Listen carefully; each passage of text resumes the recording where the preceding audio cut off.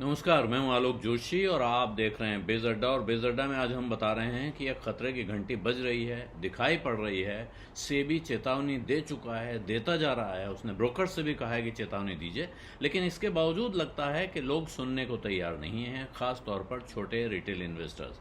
कौन कितना छोटा है, कितना बड़ा है, ये हिसाब लगाना मुश्किल है।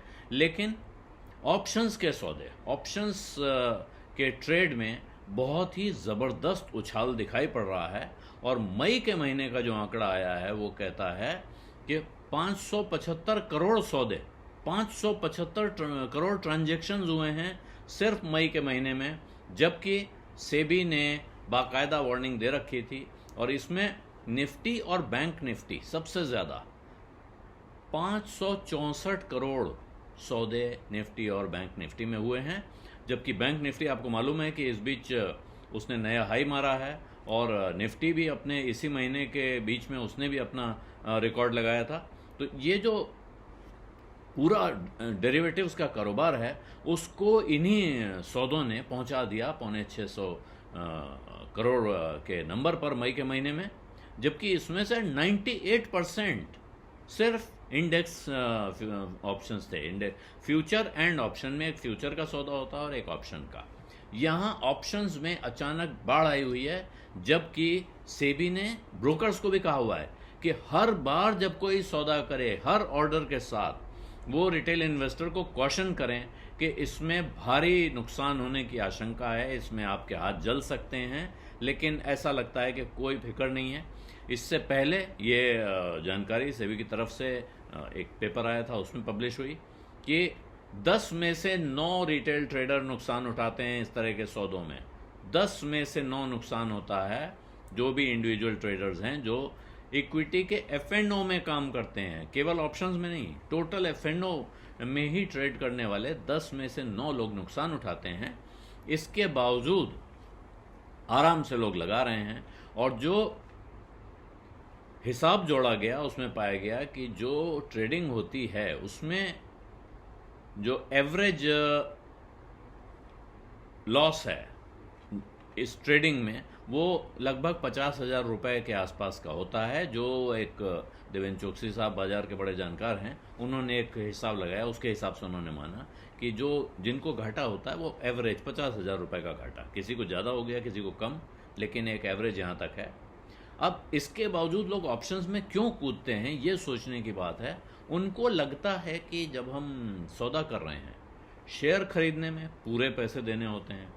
अगर आप फ्यूचर में भी सौदा कर रहे हैं तो आपको मार्जिन देना होता है।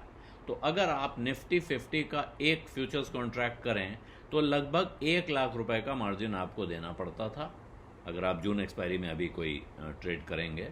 लेकिन अगर वही निफ्टी का आप कॉल ऑप्शन ले लेते हैं तो मात्र 9,000 रुपये में, आप समझिए 1/10 में आपका ये सौदा हो गया है। 1/10 से भी कम में, 10वां हिस्सा भी नहीं लग रहा है। शायद इस चक्कर में बहुत सारे लोग, उनको सलाह भी मिल जाती है, आस पड़ोस में टिप देने वाले लोग घूमते रहते हैं। खुद भी लोगों को लगता है कि साहब वहाँ लाख रुपए लगाने से अच्छा है, इतने में तो 11 सौदे हो जाएंगे। तो वो एक सौदा ही किया तो फिर 9,000 लगाया, और अगर उन्होंने उसी रकम में 11 सौदे कर लिए और फ़ायदा हो गया तो हो गया। लेकिन ज़्यादातर होता क्या है कि इनमें से ज़्यादातर सौदों में नुकसान की संभावना बहुत ज़्यादा होती है, क्योंकि ऑप्शंस की जो वैल्यू होती है वो रोज़ उसमें थोड़ा थोड़ा कटौती होती जाती है, झटका आता जाता है। और ये जो ऑप्शन के सेलर्स होते हैं, जो ऑप्शन, वो आम तौर पे चार्ज करते हैं ताकि नुकसान ना हो रहा हो, तो इसलिए वो उसको चेंज करते रहते हैं। इसीलिए जो ट्रेडिंग की जो आसानी है, ट्रेडिंग सस्ती हो रही है, इस चक्कर में बहुत सारे लोग फंसते हैं। लेकिन यहाँ ये भूल जाते हैं वो लोग कि इसमें ऑप्शंस में जो सौदा होता है, उस सौदे की कॉस्ट, जैसे हम शेयर खरीदने बेचने में ब्रोकरेज देते हैं, तो यहाँ वो कॉस्ट बहुत ज़्यादा है।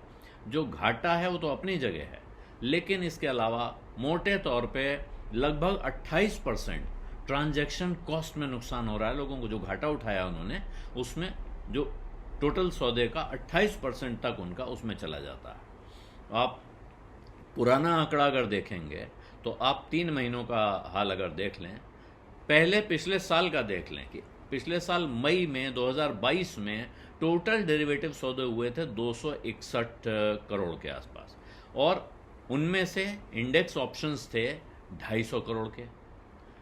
पिछले महीने यानी मई से पहले वाले महीने, पिछला महीना तो मई था जिसका ये आंकड़ा है, लेकिन अप्रैल के महीने में ये बढ़ के पहुंच गया था 442 करोड़ पे टोटल डेरिवेटिव का सौदा, यानी फ्यूचर एंड ऑप्शन का टोटल सौदा।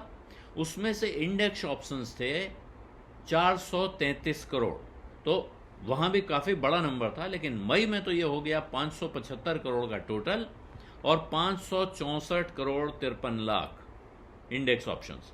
ये इस गणित के साथ एक चिंता है, बाकी लोग कर रहे हैं। आप एक तरफ से देखिए कि निफ्टी की रैली चल रही है, एफपीआई खरीद रहा है, भारत के लोग भी खरीद रहे हैं, ये कहा जा रहा है। लेकिन जो एनएससी से डेटा आया अप्रैल महीने का, वो कहता है कि साहब ये जो प्रो ट्रेडर्स हैं, प्रोफेशनल ट्रेडर्स हैं, उनका 56% हिस्सा है ग्रॉस डेरिवेटिव टर्नओवर में, यानी कि जो डेरिवेटिव का पूरा एफएनओ का कारोबार होता है उसमें 56% तो प्रोफेशनल ट्रेडर्स हैं, जबकि रिटेल इंडिविजुअल इन्वेस्टर लगभग 27%, 26.9% उसमें हैं। और इनमें से कितने नए निवेशक हैं जो पहली बार बाजार में घुसे हैं, जिन्हें किसी ने बता दिया है कि लाख रुपए मार्जिन देना या 2 लाख 3 लाख का शेयर खरीदना, इससे अच्छा है कि आप 9,000 रुपए में ऑप्शन खरीद लो, बड़ा सस्ता फॉर्मूला है, बड़ी कमाई होती है। ये जो सस्ता फॉर्मूला और बड़ी कमाई है, ये बहुत महंगी पड़ सकती है ये, और ज्यादातर लोगों को ये महंगी पड़ती है, पड़ सकती नहीं है। सेबी का अपना आंकड़ा है 10 में से 9 को नुकसान हो रहा है, तो आप कल्पना कर लीजिए कि इसमें नुकसान की संभावना कितनी है और फायदे की कितनी कम। इसलिए ये बिल्कुल वो सौदे हैं जिनमें सावधानी हटी दुर्घटना घटी से आगे है। सावधानी रहते हुए भी दुर्घटना घट सकती है, क्योंकि एक बार सौदा करने के बाद आपके हाथ में बहुत कुछ रह नहीं जाता है। बिजडा में आज इतना ही, अब इजाजत दीजिए। धन्यवाद, नमस्कार।